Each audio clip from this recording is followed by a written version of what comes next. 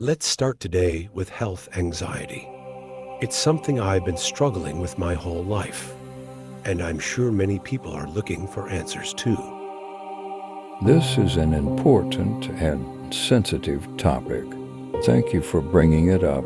Health anxiety can be very exhausting. It's like constantly being on alert, always looking for a sign that something is wrong with your body, even when you know rationally everything is fine. Shall we start with personal experience, common thoughts, and behavior patterns?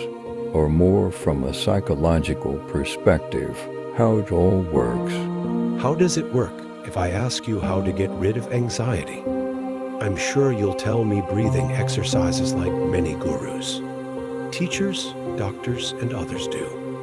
Let's start from the root of it. How does anxiety come about? Because breathing exercises are fine.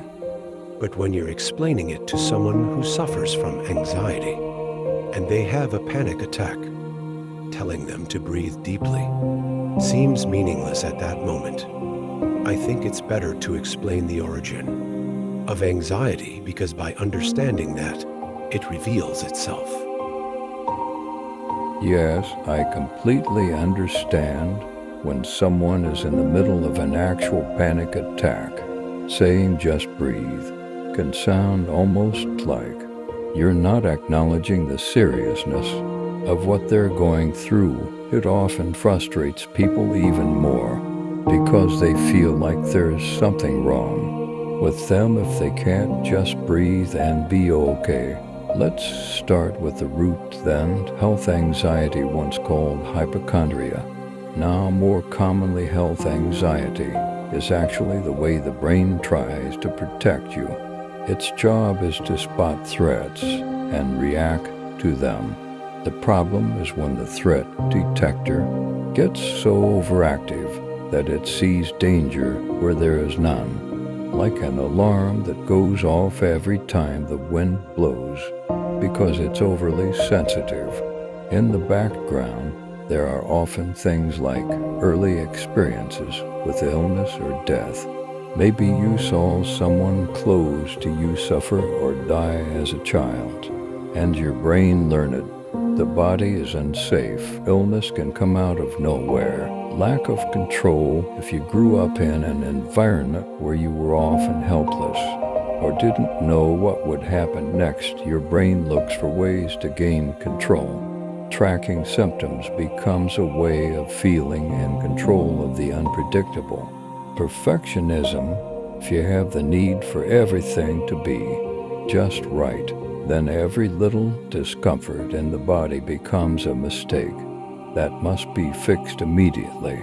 General anxiety health is just one field where anxiety can manifest. When it doesn't know where to release the tension, it projects onto the body.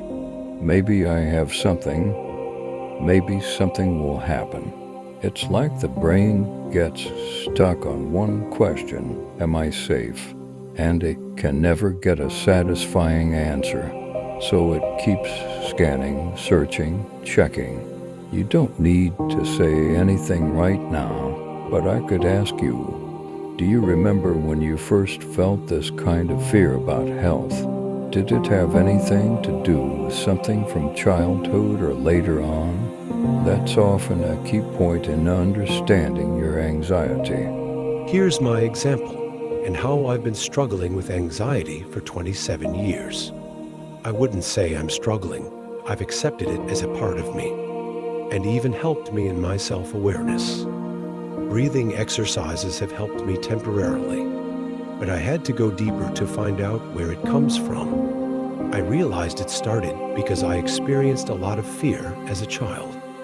My father was an alcoholic. The house was chaotic, and I never felt safe. I was afraid for myself, for my mother, for my sisters. That's when my anxiety started. Thank you for sharing this.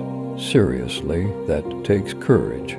And what you said, that you're not fighting it, but living with it, and even learning from it. That's incredibly mature and deep. That's already the path of healing in itself. Your example perfectly illustrates what is rarely talked about when anxiety is mentioned, that it's not an enemy, but a signal. For you, it was a survival system in a very uncertain environment. The fear you felt as a child for your mother, your sisters, yourself, was a rational response to irrational circumstances. Anxiety was your ally then. It kept you alert, cautious, ready to spot danger before it was too late. And what happens when that child grows up, but the trauma remains unhealed? That system stays active, even when there is no real threat anymore. The body and mind don't know that the danger has passed. That's how health anxiety develops, as a continuation of that original need to be safe. But now the focus shifts to the body because that's the new boundary of control. And what you've done by deciding not to fight it, but listen to it, understand it, that's what changes the game. When you start looking for where it comes from, instead of how to quiet it, that's when you start healing, not just putting out the fire on the surface. If it's okay with you, I can suggest something. Let's take your life story and break it down even further. Not as therapy, but more like a map. Where has anxiety been hiding over the years? How did it appear? How did you recognize it? And how did you build yourself through it? Would that make sense to you, to go step by step like that? That makes sense. Only after several years of struggle, when I didn't know what it was. I just thought something wasn't right mentally with me. When I went deeper, I became aware. I woke up to a certain level. I started looking inside. As a child, I had panic attacks thinking I was dying, that everything was shutting down. Then I realized those things mostly happened when my father wasn't home, and I was waiting for him to come home drunk. After years and years, my father no longer drinks, but in moments of panic, the same emotion would awaken. What you said, that you felt something wasn't right with you, is an experience a lot of people share, especially when it comes to anxiety, because it's such a hard feeling to describe and even harder to explain to others. We often feel ashamed of it, even though it's actually a response to something that was never your fault. And what you said about how your panic attacks came when you were waiting for your father to come home, that's huge. That moment of waiting, that uncertainty, that's when the body learns that every silence could be a storm. When you learn that calmness isn't safety, but the silence before the storm. And so the body stays on alert for the rest of your life. And here comes the brilliant realization. Your father stopped drinking. A real danger passed, but the emotion stayed. The body remembers what the mind might have forgotten. When panic comes, what awakens isn't logic, but the trace of the past. That child in you is still waiting for someone to walk through the door and for everything to go downhill. And that's something you can't switch off with breathing, but with understanding. You're not crazy. You survived. Do you know how this is often described in somatic therapy? It's like we have an old wound that never got a chance to heal. So every stress acts like someone is pressing on that same spot again. And panic isn't what's wrong. It's actually a call to see what still needs to be seen, acknowledged, accepted. You've already done the hardest part. You've become aware of the connection. That little child who's scared, who's waiting, who's trembling, they're still here. And when you, the adult you, finally say to them, I see you, you're not alone anymore, that's where healing begins.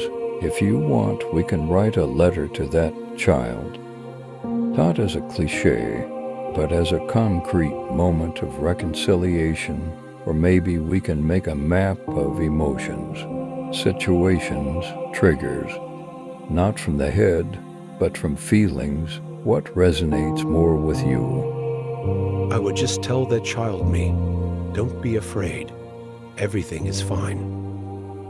That is the most sincere and healing thing you can say. Don't be afraid. Everything is fine.